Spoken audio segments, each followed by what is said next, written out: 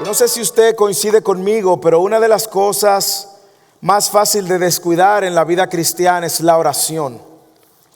Y esto por varias razones. Una, no entendemos la importancia que tiene la oración en nuestras vidas. Dos, puede ser porque no creemos que Dios escucha y responde a nuestras oraciones. Tres, porque pensamos que la oración es una práctica religiosa desconectada de nuestra relación con Dios. Lamentablemente, todas las religiones oran, pero no todas oran bien. La oración ha sido grandemente distorsionada, ha sido grandemente descuidada. Y el texto que tenemos delante de hoy en Mateo 6 es quizás la oración sin duda alguna más repetida en la historia de la humanidad. Y ha sido la oración sin duda alguna que se ha hecho más superficialmente en toda la humanidad. Es la oración del Padre Nuestro. Así que yo te invito a que abras tu Biblia en Mateo capítulo 6. Y como decía, si usted nos visita por primera, segunda vez, estamos en una serie que se llama El Cuerpo de Cristo. Y en esta serie acerca del Cuerpo de Cristo, estamos enseñando cómo bíblicamente luce la iglesia y cómo bíblicamente lucen las prácticas de la iglesia. El cuerpo de Cristo tiene una cabeza, lo vimos, una única cabeza que es Cristo, ese fue el primer tema. El cuerpo que es la iglesia, nosotros. También vimos los servidores del cuerpo, vimos los pastores del cuerpo. Hemos venido viendo temas que tienen que ver con la misión del cuerpo también. En el día de hoy vamos a hablar de cómo los miembros del cuerpo oran. La oración que tenemos delante de hoy es la famosa oración del Padre Nuestro. Y es la oración, como dije, más repetida, probablemente la oración que más personas se saben. Si yo digo recitemos el Padre Nuestro, probablemente todos la entonarían a una sola voz. Sin embargo, es la oración más superficial que se ha hecho en la historia de la humanidad. El tema de la oración es un tema donde todos debemos de crecer, incluyendo el pastor. El pastor no está excluido de esta responsabilidad. Yo también confieso que debo de crecer en mi vida de oración, sobre todo en mi vida de oración personal con Dios.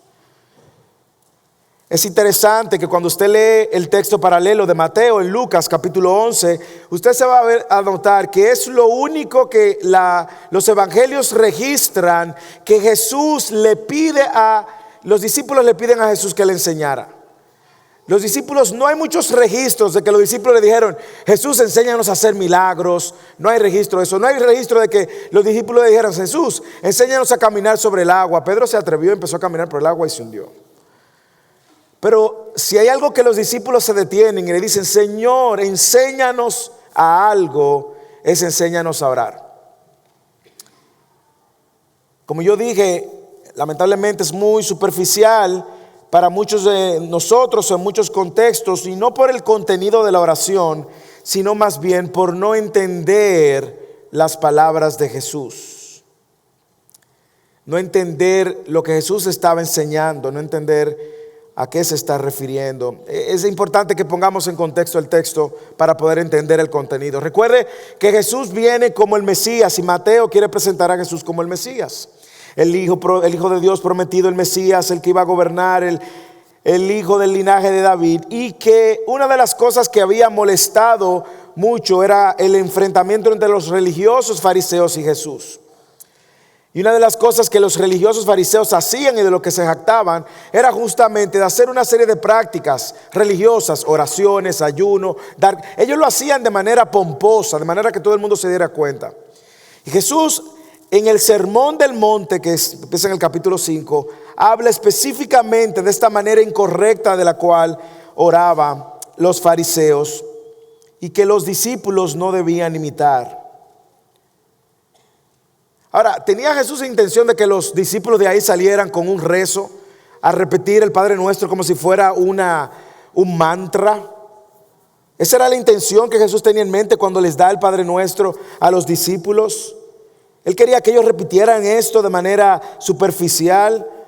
¿O le estaba dando un modelo de oración que ellos debían de seguir?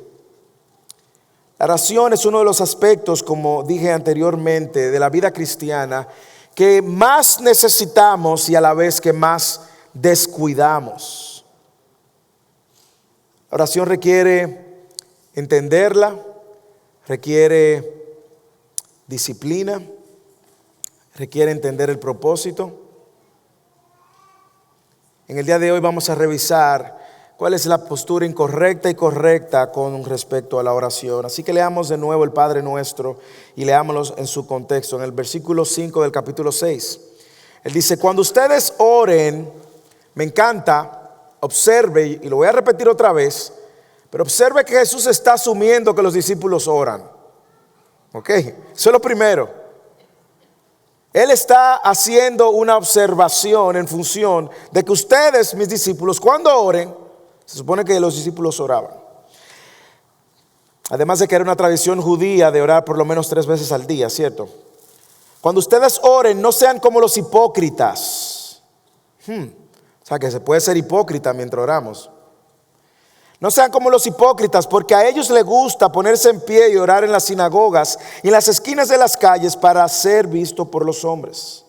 En verdad les digo que ya han recibido su recompensa. Pero tú, cuando ores, entra en tu aposento y cuando hayas cerrado la puerta, ora a tu Padre que está en lo secreto. Mira quién es que debemos de orar. Y tu Padre que ve en lo secreto te recompensará. Y otra vez, otra observación de la manera incorrecta. Y al orar no usen ustedes repeticiones sin sentido, como los gentiles, es decir, los que no conocen a Dios. Porque ellos se imaginan que serán oídos por sus palabrerías. Interesante.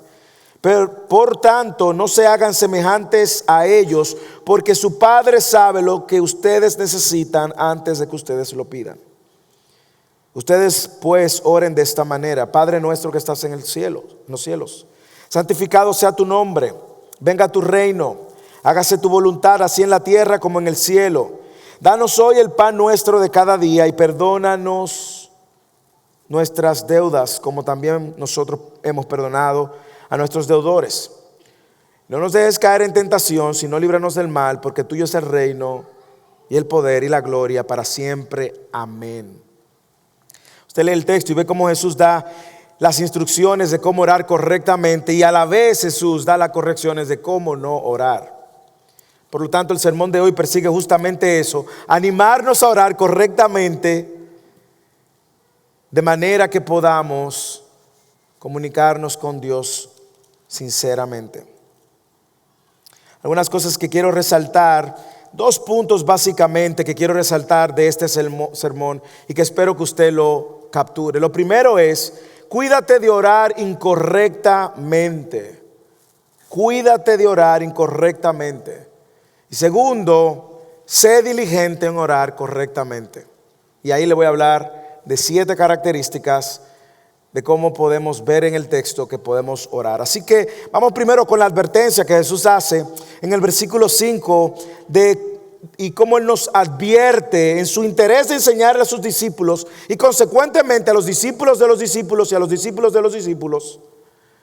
Jesús está aquí también enseñándonos a nosotros. ¿Cómo sabemos que esto era el deseo de que ellos aprendieran un modelo de oración? ¿Y cómo nosotros debemos aprender este modelo de oración o orar conforme a este patrón? Porque más adelante los discípulos tenían la tarea de enseñarle a los discípulos de los discípulos a guardar todas las cosas que Él le había enseñado, incluyendo la oración. Como sabemos y hemos escuchado, la oración es hablar con Dios. Eso es lo que significa la oración. Tiene un emisor, un mensaje, un receptor. La oración es el medio por el cual el cristiano, se puede decir, respira. Es una manera de respirar. Es diferente a rezar, porque rezar son repeticiones una y otra vez lo mismo. La oración es hablar con Dios y eso se lo enseñan a sus niños desde que están pequeños en la escuela dominical. Ahora bien, por lo que yo puedo ver, usted puede pasarse toda su vida orando incorrectamente. ¿Sí o no? Que era no solamente el caso de los fariseos, a quien Él le llama hipócritas. Y usted puede ver que estos estaban orando incorrectamente, pero no solamente estaban ellos orando incorrectamente y eran hipócritas, sino también todo el que a través de la historia de la humanidad ha orado como los fariseos, ha orado incorrectamente.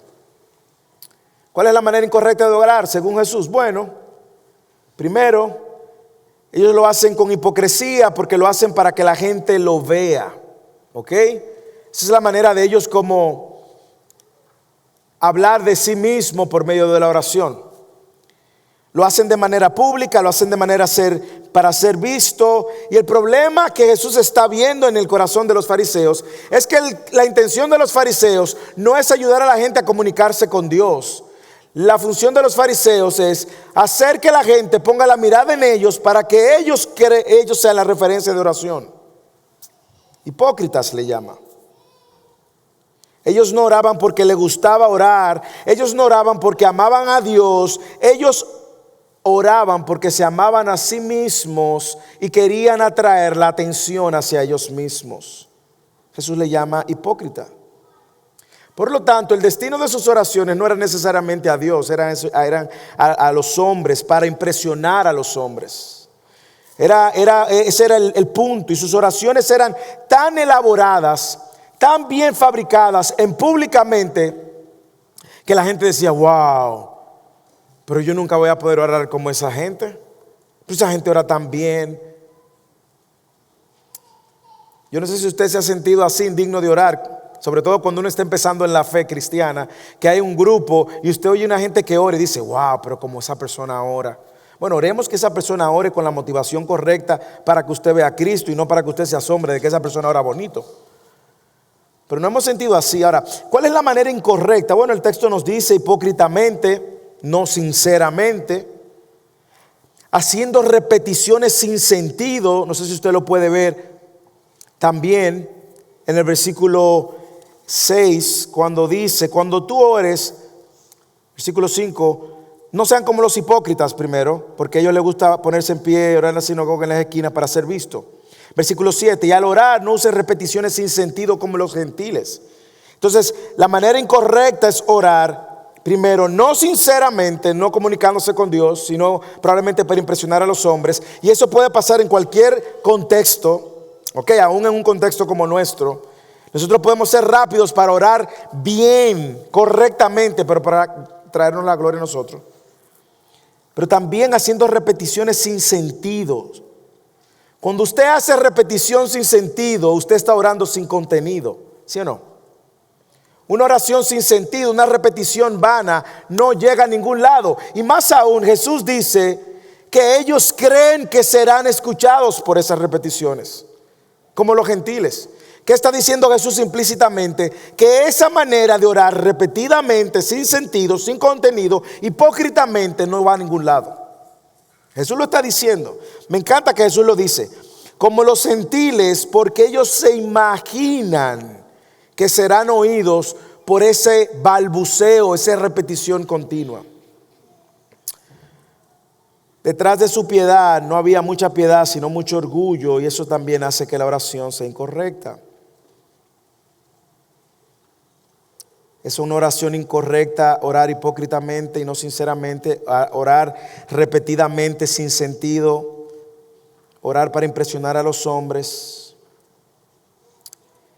Y yo no sé si usted puede ver la advertencia que nos hace. Yo sé que todo el que está aquí de una manera u otra ha venido de un contexto católico, y con todo el respeto y el cuidado, pero con la responsabilidad pastoral, tengo que advertirle que justamente lo que nos invitaba la Iglesia Católica a hacer, a repetir n número de Padre Nuestro para pagar por nuestros pecados, es esto: repeticiones sin sentido. Nosotros los miércoles estamos viendo una clase, cómo predicar el evangelio, cómo vencer el temor. Y hablábamos justamente el miércoles cómo el Padre Nuestro junto con el Ave María se usan para pagar por tus pecados al momento de confesarlo. Tú confesaste, pastor, el sacerdote, pequé, vi una mujer con ojos de lujuria. Así, ay, mi hijo, pues reza tantos Padres Nuestro y tanto Ave María. Ya, y eso es, sí.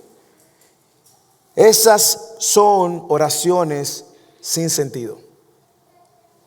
No son oraciones sinceras que te mueven a venir delante de Dios con un corazón contrito y miserable, reconociendo que tú has ofendido a un Dios santo y que mueven tu corazón al arrepentimiento para no volverlo a hacer más. Hermanos, cuidémonos de cuando oremos para impresionar a los hombres, que también puede pasar en nuestro contexto. Cuando nosotros oramos, señores, debemos de recordar que es hablando con Dios que estamos. Y que a Dios no podemos ni impresionarle ni ocultarle nada, ¿sí o no? Y es lo que el texto también más adelante nos va a decir. Nosotros tenemos que ver la oración como un medio que Dios ha creado al enviar a su Hijo y abrir el trono de la gracia y darnos acceso confiadamente. Nosotros tenemos que verlo como una provisión de gracia para entrar confiadamente donde nuestro Padre Celestial, desnudos espiritualmente hablando. Porque no podemos ocultarle nada, no podemos impresionar a nada.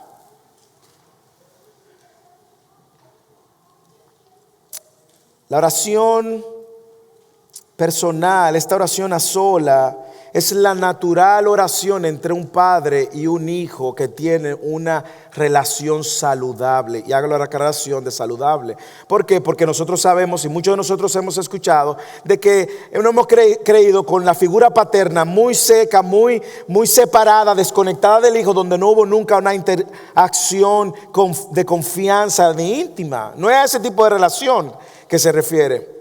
Una relación saludable de padre e hijo. El papá va y conoce la necesidad del hijo. El hijo va a ir donde el padre cuando lo desee. Y el padre lo va a recibir cuantas veces sea necesario. Yo no sé, yo me imagino que muchos de nosotros, o quizás esa es tu realidad ahora, te has sentido estancado en tu vida de oración. Y tú limitas tu vida de oración a algo como esto, a la hora de orar por los alimentos. Gracias, Señor, por los alimentos que nos diste en el nombre de Jesús, amén. Eso es una oración repetida. O cuando te vas a acostar de noche, Padre, gracias, Señor, por lo de la noche, y te pido lo mismo por mañana.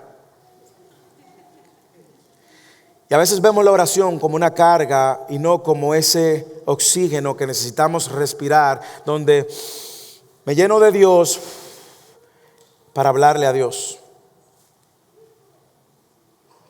De manera particular, ¿cuáles serían las razones por las cuales tú dirías que no oras correctamente? Yo le voy a decir algunas razones excusas que nosotros buscamos, y una de ellas es que no tenemos tiempo. ¿Sí o no?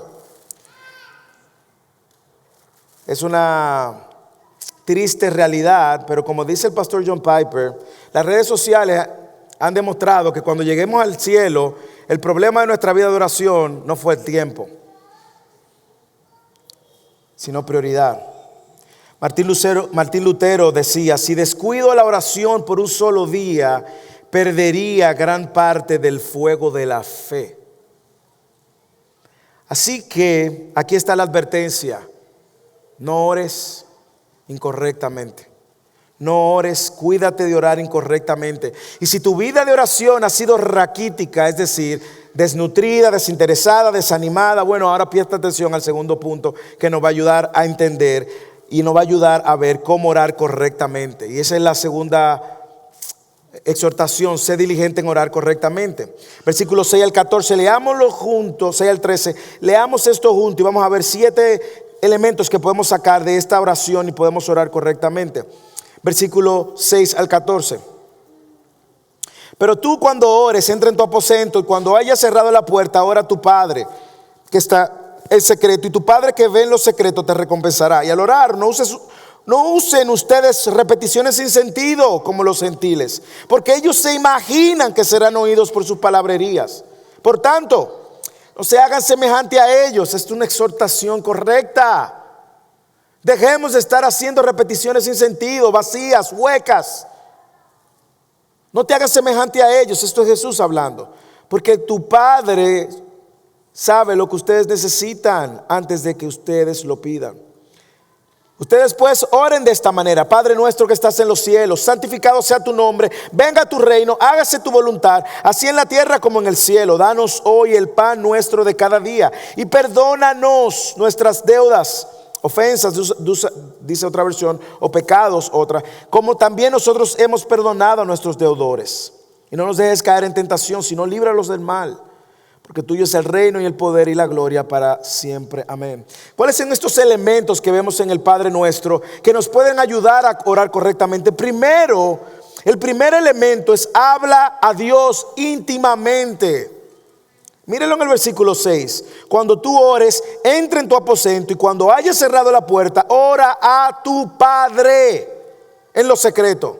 Ora a tu Padre que Él ve en lo secreto. Ora a tu Padre. Jesús aquí transiciona, le dice, déjame enseñarte cómo es que se ora. Lo primero es que tú tienes una relación con tu Padre. Una relación íntima. Y míralo otra vez cuando él dice, tú cuando ores. Lo primero es que yo creo que el texto deja claro, es que un discípulo de Cristo ora. Eso está de más, ¿ok? Cuando tú ores, un discípulo de Cristo ora. Por lo tanto, los discípulos de Cristo oran. Pero lo segundo que yo veo es que Él nos dice que nuestra vida de oración no solamente no es ocasional, es continua, sino que también es íntima, es personal. Es una búsqueda sincera. La oración y la comunicación que los hijos de Dios tienen con su Padre es posible por esta relación íntima. Déjame poner claro rápidamente el contexto de la realidad de la humanidad. Lo he dicho anteriormente, la humanidad y este salón está dividida en dos tipos de personas probablemente. Hijos de Dios y quienes no son hijos de Dios, ¿ok? Y criatura de Dios, todos somos criatura de Dios, pero hijos de Dios y quienes no son hijos de Dios. ¿Dónde se rompió esa comunión? En el Edén, en Génesis, por causa del pecado. Ofendieron a un Dios completamente santo. Y Dios no tolera el pecado, por lo tanto, se rompe la comunión. Y desde Génesis 3 hasta Cristo, el hombre ha estado tratando de tener una reconciliación con Dios por sus propios esfuerzos. Y siempre que el hombre intenta reconciliarse con Dios, queda corto de la gloria de Dios. Porque no hay manera alguna en la cual el hombre por sí mismo pueda reconciliarse con Dios. ¿Y qué hizo Dios? Envía a su Hijo Cristo.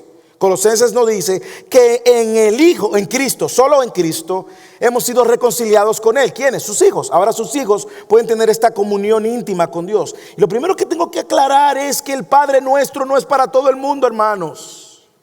Es solamente para quienes son hijos de Dios. Si Dios no es tu Padre, aunque tú le llames Padre, no es tu Padre. Es como que yo de repente aparezca alguien y me diga en la calle, papi, papi. Pero yo no te conozco. Y él con los ojos verdes, pelo lacio y no sé, imagínenselo. Bueno, yo tengo uno casi igual, pero imagínense que venga yo en la calle de repente y donde voy se me pega alguien y me dice, papi, papi. ¿Cómo que papi? ¿Cuál es tu mamá? Pues yo no he visto a tu mamá en la vida. ¿Cuántos años tiene tu mamá? Yo no la conozco. Si usted no es hijo de Dios, no puede llamar a Dios Padre, porque Dios no te llama hijo. Suena fuerte, sí, pero es la verdad principal de tener una oración íntima con Dios. No me escuche a mí, escuche a Juan capítulo 1, versículo 2. 12 y 13, a los que le recibieron, a los que creen en su nombre, Él le dio potestad de ser hechos hijos de Dios, no que nacieron de voluntad humana ni de carne, sino de Dios, versículo 13. Por lo tanto, todo el que esté en este salón es criatura de Dios, pero no estoy seguro si todo el que esté en este salón es hijo de Dios. Por lo tanto, una oración correcta inicia teniendo una relación correcta. Y esa relación correcta ahora es posible porque ahora Él es mi Padre, yo le puedo llamar Padre.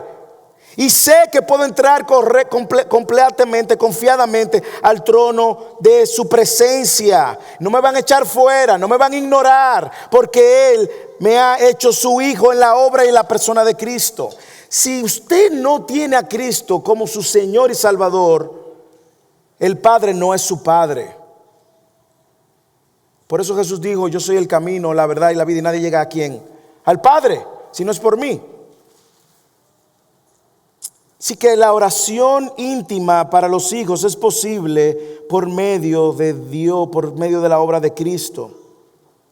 Así que ahora yo puedo venir delante de Dios y saber que Dios me va a escuchar, no porque yo tengo méritos a la hora de orar, sino porque Cristo cumplió con los méritos que me dan acceso a orar. Y todo inicia en esa relación personal. Ora a tu Padre que está en secreto, y tu Padre que ve en lo secreto te recompensará. ¿Usted no ve claro que esta relación padre-hijo es una relación perfecta entre padre e hijos? Por lo tanto, cuando yo veo la relación padre-hijo con Dios, no se compara a ningún tipo de relación en la tierra padre-hijo. Usted pudo haber tenido un buen padre, pero la relación de padre-hijo con Dios por medio de Cristo es infinitamente mejor que la mejor experiencia de padre que usted haya tenido. Y usted pudo haber tenido una relación terrible con su padre. Por lo tanto, la relación padre-hijo con Dios no se compara a esa relación terrible. Por lo tanto, es una relación íntima de apertura y confianza, donde el padre nunca te va a poner cara, rechazo. ¿Por qué? Porque en la cruz Él rechazó a su Hijo para que todo el que ahora esté en Cristo no sea rechazado por Él. Hermanos, podemos ser diligentes en una oración íntima porque Cristo nos llevó al Padre. Y porque podemos llamarle Padre a la hora de orar. Y más aún, no solamente podemos llamarle Padre, sino que con Él ahora, Él tiene oídos para escuchar y conocernos. El problema es que a veces nosotros somos el mismo obstáculo para orar, ¿sí o no? Estoy hablando ahora de los hijos de Dios. Nosotros sabemos que tenemos acceso al trono de la gracia, pero no oramos. Le voy a decir algo que he aprendido a través de la preparación de este sermón, y esto me lo estoy diciendo a mí, no a usted, a mí. Mi falta de oración como hijo de Dios es la mayor manifestación de orgullo como cristiano. ¿Por qué? Porque cuando yo no oro con mi Dios y mi Padre que conoce mis necesidades, yo estoy diciendo que yo puedo lidiar por mí mismo. Eso me lo estoy diciendo a mí. Mi falta de oración como hijo de Dios es la mayor manifestación de orgullo como un cristiano. La relación con nuestro Padre primero es personal, es continua, hermano. ¿Usted se imagina que usted nada más hablara con alguien, con su Padre, o solamente tuviera acceso a su Padre los fines de semana cuando está en la iglesia? Y cuando hacemos el tiempo de oración. Y es el único tiempo que usted tiene de oración. Y de domingo a domingo usted no vuelve a hablar con Dios hasta ese momentico de oración que tiene en el servicio. ¿Qué dice eso de nuestra vida de oración y de nuestro entendimiento de nuestra relación con Dios? Jesús, por medio de esta oración, quiere animarnos a hablar con Dios personalmente, continuamente, íntimamente. Alguien dijo, porque probablemente, como yo dije, nosotros somos nuestro propio obstáculo. Escucha lo que alguien dijo: cristiano, no esperes sentirte digno para orar, ven con valentía en el nombre de Jesús. A veces cuando nosotros pecamos, nosotros nos vamos alejando y luego decimos que Dios se alejó y se olvidó de nosotros. No, nosotros nos vamos moviendo gravitacionalmente. Sin embargo, lo que Jesús nos está diciendo por medio de esta oración modelo es que yo puedo recorrer a Él aún en mi peor momento y saber que Él no me va a rechazar. Habla con Dios íntimamente. ¿Qué segundo nos dice? Habla confiadamente, está relacionado. Habla confiadamente. Versículos 7 y 8. Y al orar no use repeticiones sin sentido. No trate de impresionar a Dios. No use repeticiones sin sentido como los gentiles. Recuerde que en el contexto del Nuevo Testamento y del primer siglo, cada vez que se usaba la palabra gentil, era una persona pagana, idólatra, ni cerca de Dios remotamente. Dice: y al orar no uséis repeticiones sin sentido como los gentiles, porque ellos en su mente, porque dice se imagina, ellos se imaginan que serán oídos por su palabrería. ¿Qué está diciendo esta afirmación implícitamente? Que lo que ellos se imaginan es erróneo. Ellos se imaginan que van a ser escuchados, pero no son escuchados nada.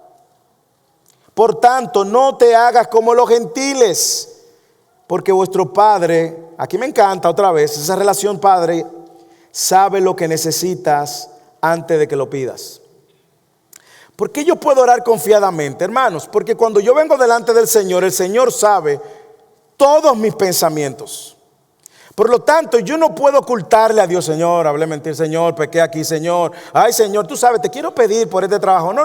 Tú le puedes pedir a Dios por lo que tú quieres, la casa que tú quieres, el trabajo que tú quieres, la novia que tú quieres, el matrimonio que tú quieres. El Señor conoce aún las motivaciones de tu corazón. Y el Señor sabe si tú estás orando sinceramente y confiadamente. Y a veces nosotros oramos a Dios como si Dios no supiera lo que nos está pasando. Entonces usted preguntará, bueno, pero si Dios lo sabe, y probablemente será la pregunta que está en tu mente ahora, ¿para qué rayo yo voy a orar? Hermanos, porque cada vez que usted ora, usted está recordándose a sí mismo que usted no es soberano, que usted no lo puede todo, que usted no lo sabe todo, que usted debe de confiar y creer en Él y que usted debe de caminar y vivir para Él. Cuando usted ora, usted no está tratando de cambiar la voluntad de Dios, usted se cambia y su espíritu cambia.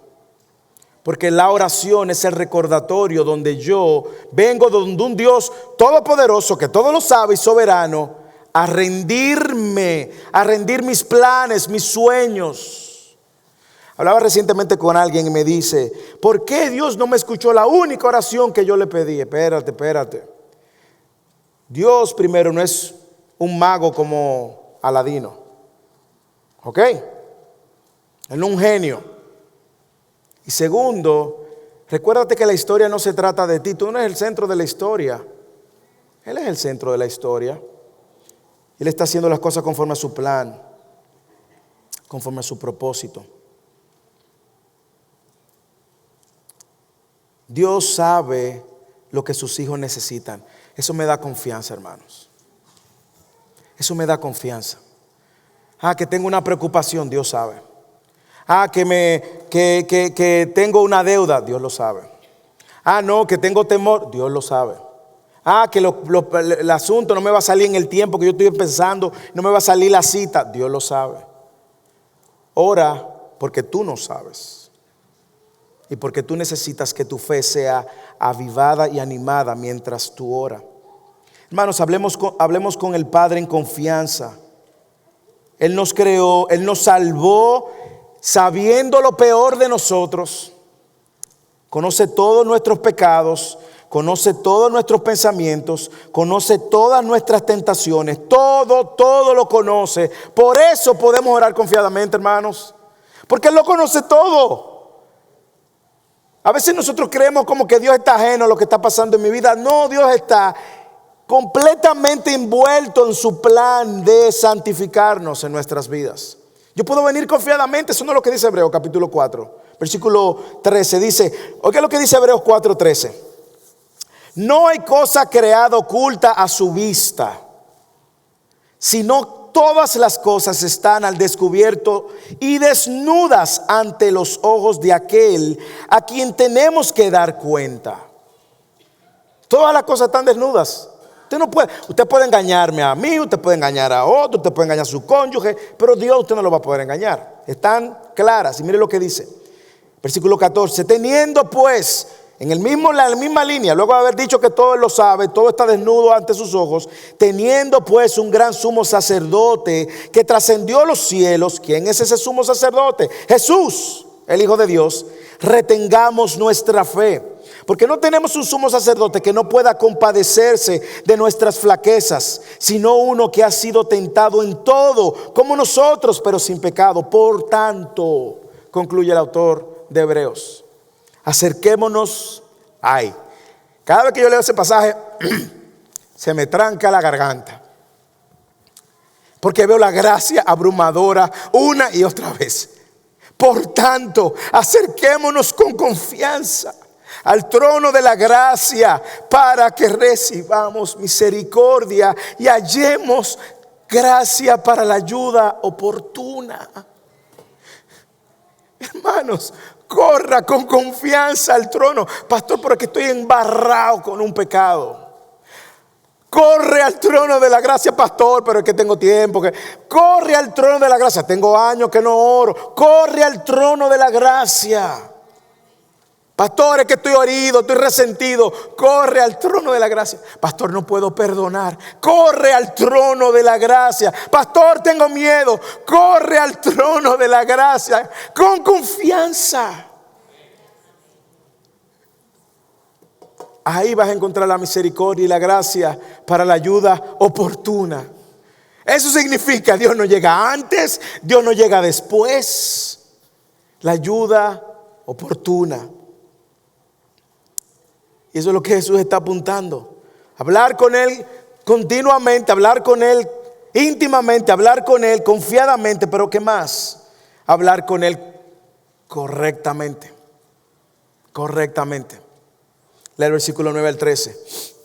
Vosotros pues orad de esta manera. Ahora sí, correctamente. Padre nuestro que estás en los cielos. ¿Usted lo quiere repetir conmigo? Vamos.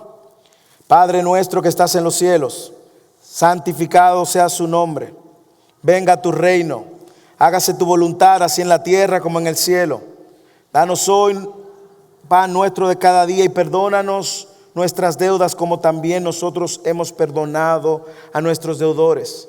No nos metas en tentación, mas líbranos del mal, porque tuyo es el reino y el poder y la gloria para siempre. Amén. Ahora Jesús le va a decir cómo es que se ora. Como le dije, esta oración no es como un mantra, que usted la ora y tiene un efecto mágico. De hecho, le invito a que haga un estudio de las oraciones de los discípulos de Jesús, o del resto de las oraciones de Jesús, o las oraciones de los discípulos de Jesús. Usted va a ver que esta oración no se repite. Te leo Colosenses 1:9. Esta es mi oración, dice Pablo. Filipenses 1:9. Oro de esta manera. Efesios, oro de esta manera por ustedes.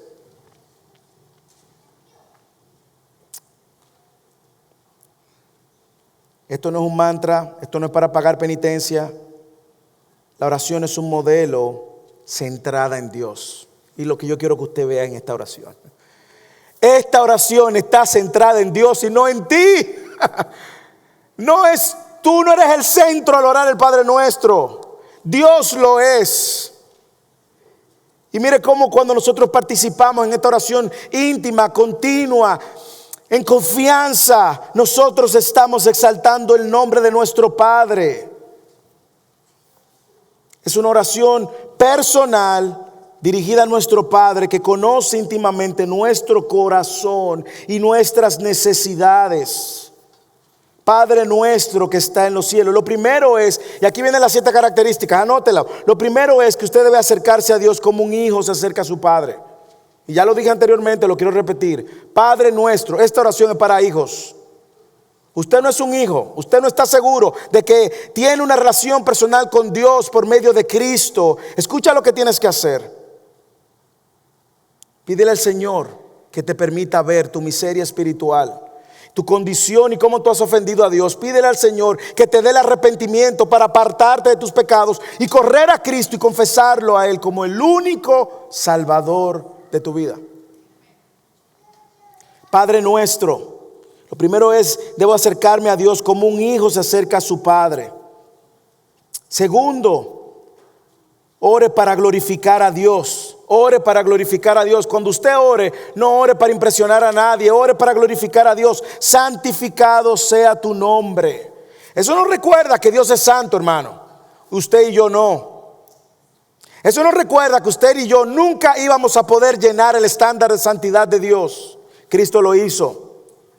Por eso cuando oramos, no solamente nos acercamos a Dios como un padre, sino también oramos para glorificar el nombre de Dios. Dios, tú eres santo, apartado del resto de la creación. No hay nada que se compare con tu santidad, único, inigualable. Nada se puede comparar al Creador. Y eso es lo que quiere recordarnos, es que nuestra vida debe tener un tiempo, nuestra vida de oración para glorificar el nombre de nuestro Dios. Nosotros sabemos que hay mucha gente que ha querido ridiculizar la oración. Y dice, no, es que Dios es mi pana. Dios me conoce, Dios sabe. Dime, pa, tú sabes. ¿Qué es lo que? Hermanos, recordemos que Dios es santo. El hombre no. Recordemos que el nombre de Dios debe de ser honrado. El nuestro no. Acercamos a Dios santo ¿Usted sabe por qué? Porque Cristo murió en la cruz y rompió el velo que nos separaba de su santidad. Ahora yo puedo declarar que Él es santo y puedo acercarme al trono de Él mismo. Eso me va a ayudar a mí a poner mi corazón en el lugar correcto a la hora de orar. Hermanos, cuando yo oro, yo vengo delante del Padre reconociendo que yo no tenía manera de tener acceso al Padre, pero es posible por los méritos de Cristo. Tercero, ore reconociendo que el reino de Dios es mejor que el de este mundo. Ore reconociendo que el reino de Dios es mejor que el de este mundo. Venga tu reino. Usted ve que está centrado en Él. No es mi reino. No es que se haga mi voluntad. No es que se haga lo que yo quiera, cuando yo quiera. Venga tu reino. Cuando oremos, debemos de orar a la luz de la eternidad que nos espera. El reino de Dios que viene prometido. Hermanos, y dejemos de mirarnos a la perspectiva de este mundo y empecemos a ver a la perspectiva del reino de Dios. Es una oración donde el discípulo reconoce que este no es su reino, hermanos. El Hijo de Dios que tiene una relación con el Padre por medio de Cristo, este tiempo en la tierra es temporal. Temporal. ¿Qué más? Ore rendido a la voluntad de Dios. No solamente ore para que venga el reino de Dios, sino ore rendido a la voluntad de Dios. Ore para que se haga la voluntad. Hágase tu voluntad, así en la tierra como en el cielo. Tú gobiernas en todo lugar. Tú eres el rey de todo el universo. Por lo tanto, que se haga tu voluntad. No hay una lucha entre mi voluntad y la voluntad de Dios. Yo no sé si cuando usted ora, usted quiere que se haga lo que usted quiere, ¿sí o no? Cuando tú quieres. Señor, es ahora que lo quiero. Hermanos, no, esta oración y este modelo nos enseña que el discípulo, el Hijo de Dios, reconoce que siempre la voluntad de Dios es mejor que su propia voluntad. Y cada vez que oramos con esa perspectiva, le estamos dando un golpe a nuestro orgullo, que quiere que las cosas se hagan ya, cuando quieren, como nosotros creemos. ¿Por qué? Porque creemos que somos el centro. Hágase tu voluntad. Hágase tu voluntad. Oramos rendido a la voluntad de Dios. Escuche bien, no tratando de imponer mi voluntad. Y voy a hacer una observación, la hice anteriormente y la voy a hacer otra vez. Cuando usted oye una gente orando de que yo arrebato, declaro, establezco, ahora, hermano, mire, si está por aquí, corra por ahí. Porque si yo necesito arrebatar, declarar, establecer, decretar, entonces yo no necesito a Dios. Si yo soy el que arrebato, establezco, declaro, rompo, ahora, pues yo soy Dios.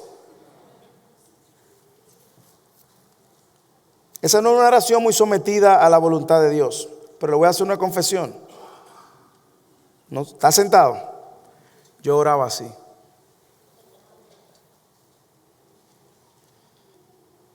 Pero mire la sutileza del texto.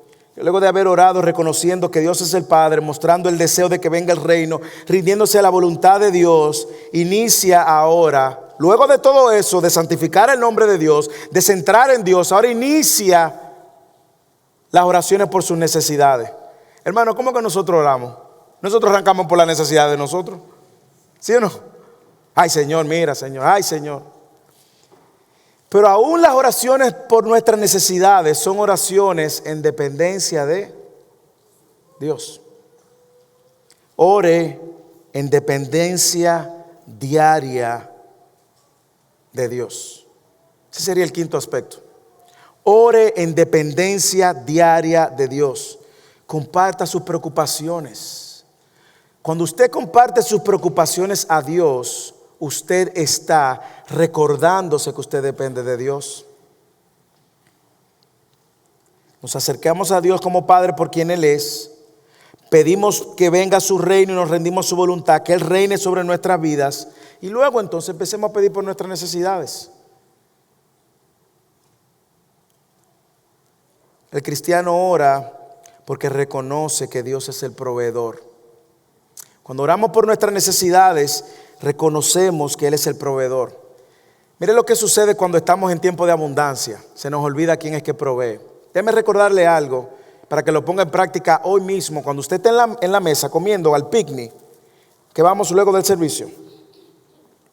Lo que usted tiene en la mesa, cada momento que usted se lleva algo a la boca, es una manifestación de la provisión de Dios, aun cuando usted ni la pidió, porque usted se le olvidó pedirla, ¿sí o no? Usted cree que yo trabajo, yo produzco, yo traigo, y ese es el resultado de mi trabajo, y aquí está la comida, aquí está la carne. ¡Hey! Dios te dio la salud, Dios te dio la gracia para el empleo o para que la gente usara tu trabajo. Dios te dio los recursos y Dios te dio la salud incluso para comerte la comida que tú te estás comiendo. El cristiano ora porque reconoce que Dios es el proveedor por excelencia, quien nos da más de lo que pedimos. Esto es una oración importante. El pan nuestro de cada día danos hoy, porque ataca nuestra autosuficiencia. Y yo no tengo tiempo para conectarlo con el pueblo de Israel y el maná, que le daban el maná por día. Pero yo quiero que nosotros veamos nuestra vida de oración continuamente, confiadamente, íntimamente, correctamente, en absoluta dependencia de Dios, aun cuando usted tiene trabajo, salud, dinero y comida. Eso que usted se come es la manifestación de la provisión de Dios. Sexto, pídele a Dios que perdone mientras usted perdona. Aquí sí me hubiese gustado durar aunque sea una hora más, pero en el versículo 12. Y perdónanos nuestras deudas, ofensas, como también nosotros hemos perdonado. Yo creo que es la postura con la cual nosotros debemos de venir continuamente delante del Señor, recordando que hemos sido perdonados. ¿Usted quiere saber cuál es el problema o por qué la gente le cuesta perdonar? Agárrese. ¿Sabe por qué? Porque no ha entendido a profundidad la magnitud de lo que Dios le ha perdonado.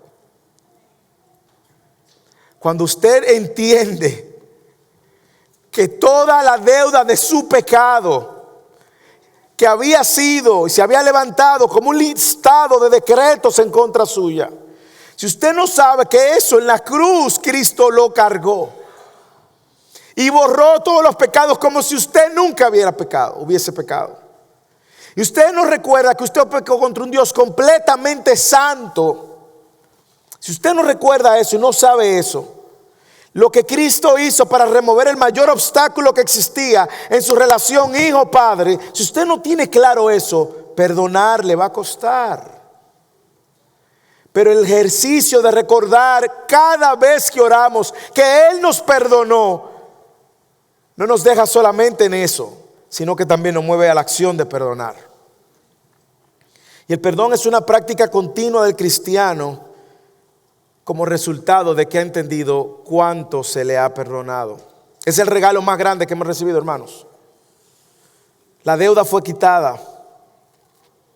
Y si usted nos visita en esta tarde, le voy a decir algo. Si usted nos visita en esta tarde y no tiene una relación con el Padre, le voy a invertir la oración. Aquí es donde usted debe de iniciar. Aquí es donde usted debe de iniciar.